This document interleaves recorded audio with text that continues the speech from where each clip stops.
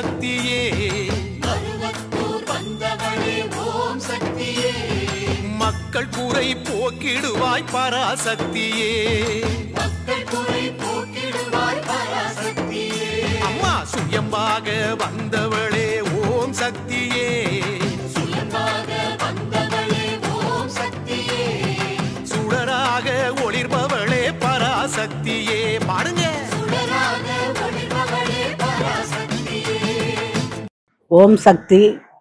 அனைவருக்கும் என்னுடைய அன்பான காலை வணக்கத்தை தெரிவித்துக் கொள்கின்றேன்.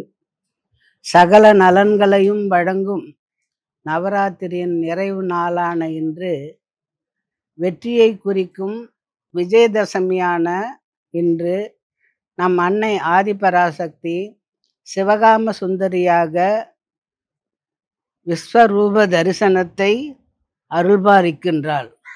பக்தர்களின் பாமாலையில் உருகும் சுயம்பு அன்னை இன்று உலர்பழங்கள் காப்பணிந்து அருங்காட்சி அளிக்கின்றாள்.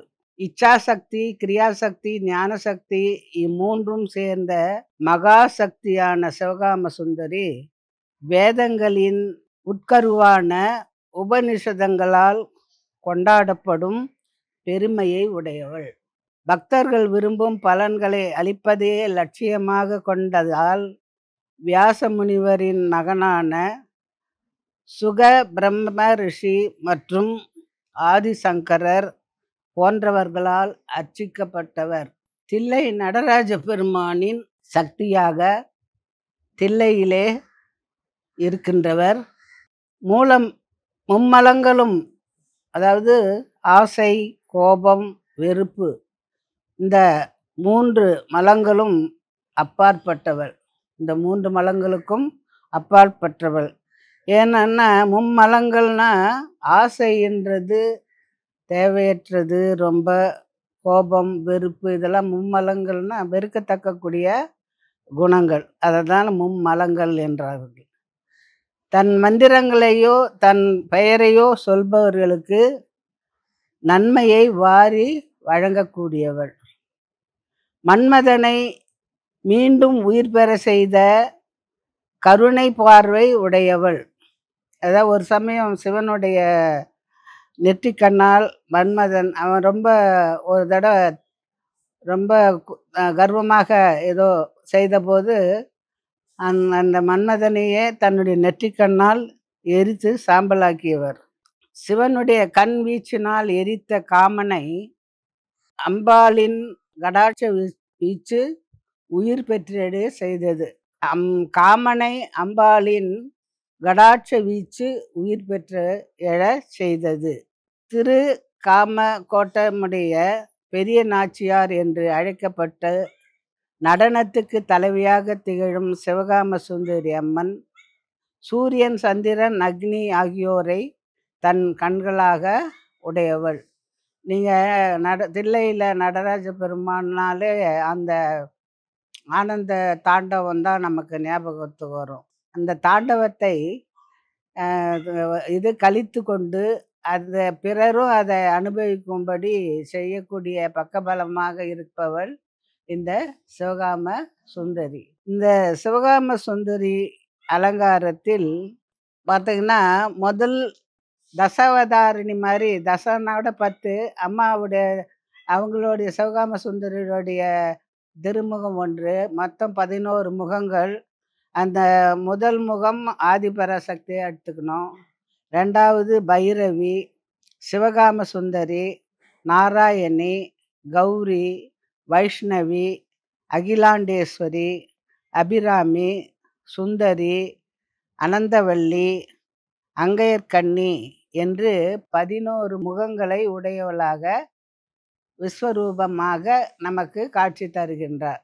அடுத்தது அவருக்கு அத்தனை முகங்களுக்கும் உரிய கரங்களில் பார்த்தீங்கன்னா நாகபாசம், அங்குசம், மது, மான், மொக்கு தாமரை, ஓலைச்சுவடி, ஏற்கலப்பை, படர்ந்த தாமரை, உடுக்கை, அக்னி ஜுவாலை, ரக்ஷை மாலை, கமண்டலம், தந்தம், அடுத்தது பூஜை மணி என்று ஆயுதங்களை தாங்கி ஒரு விஸ்வரூபம் எடுக்கக்கூடிய தெய்வமாக இன்று நமக்கு காட்சி தருகின்றார்.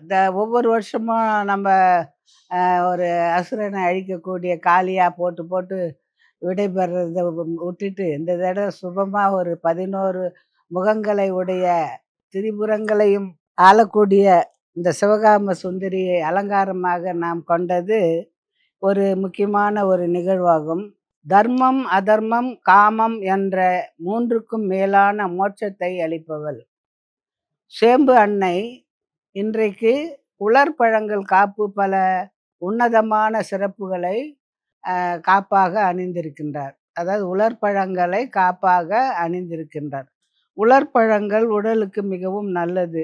எல்லாரும் கொஞ்சம் சுகவீனமாக இருக்கிறவங்கெல்லாம் உலர்பழங்களை சாப்பிட்டால் அவருடைய உடலுக்கு நல்லது. உலர்பழம்னா நமக்கு நல்லா தெரியும். காய வச்சு அதை பதப்படுத்தி விற்கிறாங்க. திராட்சை, முந்திரி, பாதாம், பிஸ்தா, அப்புறம் அத்திப்பழம், அடுத்தது அக்ரூட்டு, அப்புறம் இது மாதிரி நிறைய பழங்களை எல்லாம் பதப்படுத்தி உடலுக்கு நல்லது என்று அதை வியாபாரம் செய்கிறார்கள். அது ரொம்ப விலை உயர்ந்ததாக இருந்தாலும் சிலர் அதை உடல்நலம் கருதி வாங்கி சாப்பிட்றாங்க. எப்படி அது அந்த சாறையெல்லாம் சுருக்கி பதப்பட்டு ஒரு நல்ல என்றைக்கும் ஒரு கெடாத அளவுக்கு இருக்கிறதோ அந்த உலர்பழம், அதுபோல் நம் உடலெல்லாம் பதப்பட்டு இறைவனை அடைகின்ற வழியை தேடுபவனாக இருக்க வேண்டும் என்பது தான் இந்த உலர்பழத்தின் தத்துவம். எப்படின்னா, உலர்பழங்கள் எப்படி தன்னுடைய ருசியை மாற்றிக்கொள்ளாமல் அதனுடைய நீரையெல்லாம் சுருக்கி ஒரு சத்துள்ள பொருளாக மாறுகிறதோ, அதுபோல் நம் மனதில் இருக்கக்கூடிய அகம்பாவம், கர்வம், கோபம் இதெல்லாம் நம்ம அடக்கி பதப்படுத்தப்பட்ட பழம் போல நம் வாழ்க்கையில் பதமாக இருக்க வேண்டும் என்பது தான் இந்த உலர்பழங்களின் தத்துவம். அதுபோல் மனிதன் பந்தபாசம் சொன்னல, பந்தபாசம் என்ற பற்றுக்களை உலர்த்தி தனக்கு மட்டும் அல்லாது பிறருக்காகவும் தொண்டு செய்து ஆன்ம பரிபக்குவம் பெற்றால் அன்னையின் திருவடியில் நற்கதி அடையலாம். இன்றைக்கு கடைசி நாளான நவராத்திரி பெருவிழாவின் நிறைவு நாளாகிய இன்றைய விஜயதசமி நன்னாளில், விஜயதசமி நன்னாள் இன்னைக்கு சின்ன குழந்தைங்களை எல்லாம் போய் ஸ்கூலில் சேர்த்து முதல் ஆரம்ப கல்வியை ஆரம்பித்து அவங்க நல்லா படிக்கணும்னு வேண்டி ஸ்கூலில் எல்லாரும் சேர்ப்பாங்க. இந்த விஜயதசமி நாளில் நம் வாழ்வில் வெற்றி பெற, ஆன்மீகத்தில் முன்னேற அருளாசி புரியும் நம் அம்மா குருநாதர் அவர்களின் நமக்கு கற்பித்த வாழ்வியல் நெறிமுறைகளை எல்லாம் அன்றாட வாழ்வில் பின்பற்றி சொன்ன மொழிகளை மறவாமல் நம் வாழ்க்கையில் கடைபிடித்து வாழ்வாங்கு வாழ வேண்டும். அதாவது தம் பக்தர்களின் உயர்வுக்காக தன்னுடைய பாதத்தை அளிக்கும் அம்மாவையும் சிவகாம சுந்தரியின் அழகியும் கண்டுகளித்து இந்த நிறைவு நாளில் மகிழ்ச்சியாக இந்த நவராத்திரி விழாவினை நிறைவு செய்வோம் என்று கூறிக்கொள்கின்றேன். அடுத்தது இன்றைக்கி ஒரு சின்ன குட்டி கதை. குரு இருந்தார், அவர் கூட ஒரு சிஷ்யன்தான். அந்த சிஷ்யன் எப்படிப்பட்டவன்னு சொன்னால் மக்குபு சிஷ்யன். அவன் ஒரு குரு சொல்கிறதெல்லாம் கற்றுக்க மாட்டான். அவன் கொஞ்சம் மந்தம்னு வச்சுக்கோங்களேன், எது நமக்கு துணையாக இருக்கட்டும் அப்படின்னு அந்த குரு தன் கூடயே வச்சுக்கிட்டு இருந்தார். இப்படி குரு சிஷ்யன் இருக்கும்போது அவர் குரு சொல்லி கொடுத்தாரு, எல்லாரையும் மதிக்கணும், எல்லாவற்றையும் கடவுளாக நினைக்கணும், எந்த உயிர்களும் கடவுளுக்கு சமந்தான், அதனால் எந்த உயிர்களையும் நம்ம அலட்சியப்படுத்தக்கூடாது, எல்லாம் கடவுள் தான் அப்படின்னு சொல்லி இவர் போதிச்சார். இது பார்த்தாலும் கடவுள் அப்படின்ற மாதிரி ஒரு எண்ணம் இவனுக்கு வந்துடுச்சு. இவன் சிஷ்யன் என்ன பண்ணுறான், ஒரு நாள் தெருவில் போய்கிட்டே இருக்கிறான். அப்போ ஒரு யானையானது மதம் பிடித்து கூட்டத்திலிருந்து ஓடி வருது. அந்த யானை பார்க்க என்ன சொல்கிறான், எல்லாரும் ஓடிடுங்க ஓடிடுங்க ஓடிடுங்க யானை துரத்திக்கிட்டே வருது அப்படின்னு சொல்லி அவன் எச்சரிக்கை விடுறான். இதை இந்த மக்கு சிஷ்ய புரிஞ்சிக்காம யானையும் ஒரு தெய்வம் தானே, அதை தொட்டு கும்பிட்டு வந்துடலாம் அப்படின்னு சொல்லிட்டு கிட்ட போகிறான். கிட்ட போனால் அது தள்ளி விட்டுட்டு, துதிக்கையால் தள்ளி விட்டுட்டு அது ஓடி போச்சு. அப்போ இவ போய் குரு கிட்ட சொல்கிறான், என்ன சாமி நீங்கள் எல்லாம் தெய்வம்னு சொன்னீங்க, இப்போ பாருங்க அந்த யானை என்னை தள்ளிட்டு போயிடுச்சு. அது நீ என்ன பண்ண? நீங்கள் தானே சொன்னீங்க எல்லாம் தெய்வம்னு. நான் போய் யானையை போய் தொட்டு கும்பிடலான்னு போனேன், என்னை பிடிச்சி தள்ளிட்டு போயிடுச்சு அப்படின்னு. ஆமாம், யானை தெய்வம்னு சொன்னேன், அதை ஒத்துக்கினேன், அதை போய் கும்பிட போனேன். அந்த பின்னால் கத்தனானே அந்த போகாத போகாத போகாதன்னு, அவனும் தெய்வம் தானே, அவன் சொல்கிறது ஏன் நீ கேட்கல அப்படின்னு. எல்லா தெய்வம்னு சொல்லிக்கிட்ட அந்த பாகனும் தெய்வமாக தானே சொல்கிறான், போகாத போயிடுங்க போயிடுங்கன்னு சொல்லிட்டு. நீ ஏன் அதை கேட்கல? எல்லா தெய்வம்னு கேட்டவன் பாகனையும் தெய்வமாக ஏற்றுக்கிட்டு அவன் சொல்கிறத கேட்கணும்ல அப்படின்னு சொல்லி குரு அவனுக்கு உணர்த்துகிறார். அதனால் தெளிந்த அறிவோடு இருக்க வேண்டும் என்பதற்கு யானை வருதுன்னா எல்லாரும் தப்பிச்சுக்கிறதுக்கு ஓடுவாங்க தான். இவன் அதையும் தெய்வமாக கும்பிட போகிறான்னு சொன்னால் அதை பாரதியார் மாதிரி தேங்காயை கொடுக்க போய் அவரை தூக்கி அடித்து சாகடிச்சிச்சு ஒரு யானை. அது மாதிரி தினமும் கொடுக்குறவர் தான் பாரதியார், தினமும் தேங்காய் அதுக்கு கொடுப்பாரு. அன்னைக்கு என்னவோ அது அவரை தூக்கி போட்டு சாகடிச்சிச்சு. ஏன் சமீபத்தில் பாகனே மெதிச்சு கொண்ட சம்பவங்கள்லாம் நம்ம கேள்விப்பட்டிருக்கோம். குழந்தைங்களுக்கு ஏதாவது தப்பு செய்த கோபம் வந்தால் முதல்ல பெற்றவங்களை தான் அடிக்குங்க முதல்ல, அப்புறம் தான் மற்றவங்க யார் என்ன செய்தாங்கன்றதே புரிஞ்சுங்க. அப்பா அம்மாவை தான் அது எங்கள் ஒரு அன்பாக அடிக்குங்க. அது மாதிரி இந்த யானை என்ன பண்ணும், முதல்ல பாகனை தான் தாக்கும்.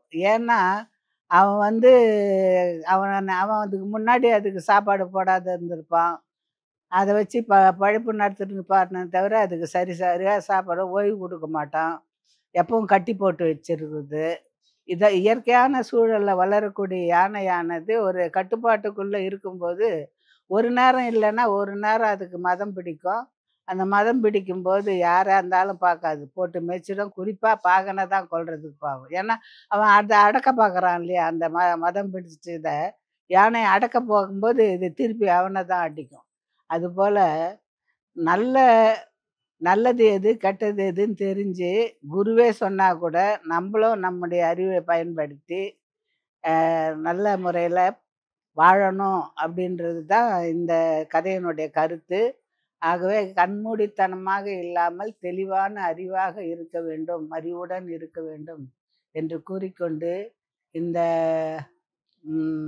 தசரா விழாவினை 10 நாட்களும் அலங்காரத்தையும் அபிஷேகத்தையும் கண்டுகளித்து அன்னையினுடைய அருளை பெற்ற அனைவருக்கும் என்னுடைய மனமார்ந்த நன்றியை தெரிவித்து விடைபெறுகின்றேன். ஓம் சக்தி.